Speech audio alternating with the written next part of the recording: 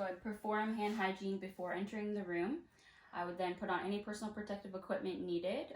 I would then enter the room, introduce myself to my patient. Hi, my name is Danielle. I'll be your nurse for this interaction. I would then identify the patient asking their full name and birth date. I would then provide privacy by closing a door or drawing a curtain. I would then ensure confidentiality. Since the patient is 12, they may have a guardian with them, so I'd ask the guardian to leave the room if it made the patient feel more comfortable. I would then ask the patient the reason for seeking care. In this case, it's acute abdominal pain. I would then explain that I will be asking some health history questions and then performing a abdominal physical examination. I would then do a symptom analysis, and ask what brings on the pain and what makes the pain go away. Does it increase with activity? Does it decrease with rest? Is there any procedures or treatments that they have used in the past to decrease the pain? I would then ask them to describe the pain. Is it aching, burning, dull, sharp? I would then ask them to point to where the pain is located and ask if it radiates anywhere, such as the back or other side of the abdomen. I would expect the patient to point to the left lower quadrant of their abdomen. I would then ask them to rate their pain on a scale of 1 to 10, 10 being the most severe pain they've ever felt. And then I would then ask what brings on the pain and how long does the pain last for, and how frequent does the pain occur. I would then ask the patient what they think the pain means and how it's been affecting their activities of daily living. And then I would move on to the physical examination of the abdomen. So before performing the physical examination on my patient, I would ask the patient to empty their bladder and then lie down on the examination table. I would then perform hand hygiene and then expose the abdomen and start the inspection. So when we do the inspection, we're looking at the contour of the abdomen. It should be flat or rounded and not distended. So for this patient, it is flat. For our case study, we would expect it to be flat or rounded, depending on the patient, and that would be normal.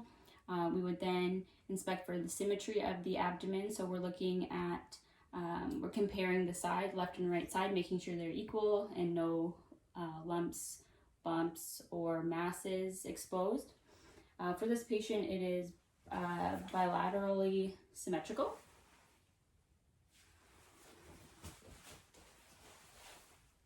So no visible lumps or bumps on either side. For the case study, we would expect maybe some localized distension in the left lower quadrant due to possible bowel obstruction or feces in the intestines. We would then inspect the umbilicus. It should be inline or midlined and inverted. For this patient, it is midline and inverted. For the case study, we would expect normal findings as midlined and inverted. Then we would inspect the skin. So the skin should be even in color, no striae, and note any moles. For this patient, skin is even in color, a few moles but no striae. And for our case study, we would expect to see a scar in the right lower quadrant due to an appendectomy the patient had 2 years ago based on her health history. So we would measure the scar and add it to the patient's chart. We would then look for pulsations from the aorta in this area here, and which I don't see any in this patient. But if I did, that would also be a normal finding. It depends on how thin the patient is, whether you see the pulsations or not. So you could see it in the case study, or you could not, and that would be normal as well. We then look at the demeanor of the patient, if they're relaxed, with even, slow respirations. This patient is relaxed. For the case study, we would expect the patient maybe to be restless, turning, trying to get comfortable due to the acute abdominal pain. We would then move on to the auscultation. So we have to auscultate before we percuss or palpate to listen for bruits.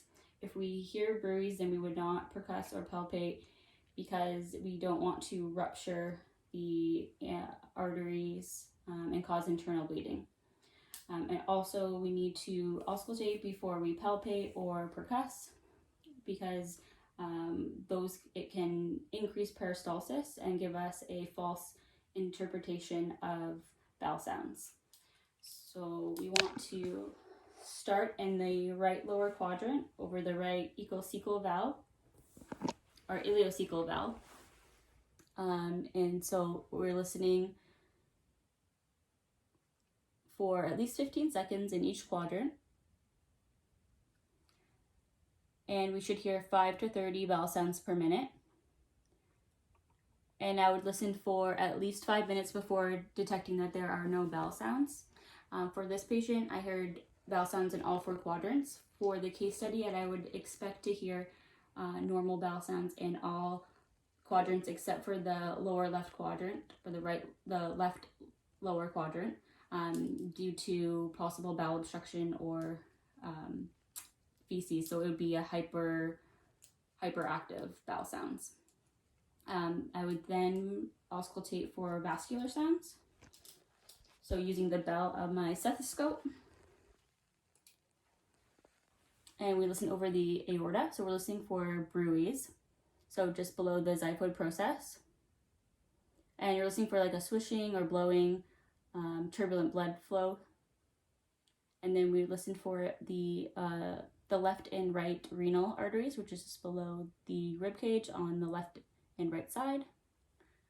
And for this patient, I don't hear any up here.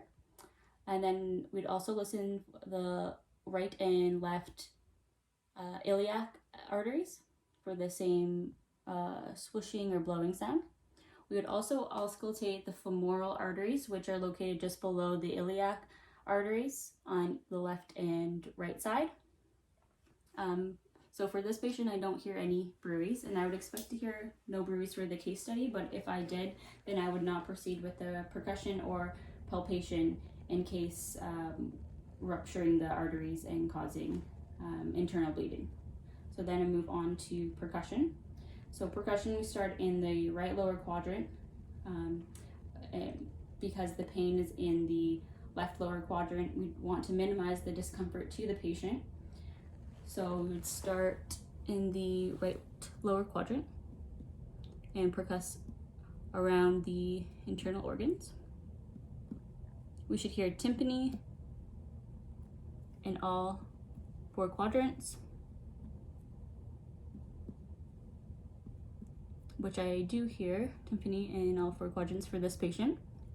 For the case study, I would expect to hear tympany in all quadrants except for the left lower quadrant, due to, I would hear scattered dullness in that quadrant due to maybe feces in the intestine or some type of obstruction. We'd then move on to palpation. So we'd palpate in the same quadrant, first the right lower quadrant, because the pain is in the left lower quadrant. We want to minimize the discomfort. So we use a 1 meter or 1 centimeter depth and use a rotary motion with 4 fingers and palpate in all 4 quadrants. And you should feel non-tender areas and no lumps, bumps, or masses. And also the patient should be fairly relaxed. Like that's how you can determine if there's any tender areas. The patient might grimace.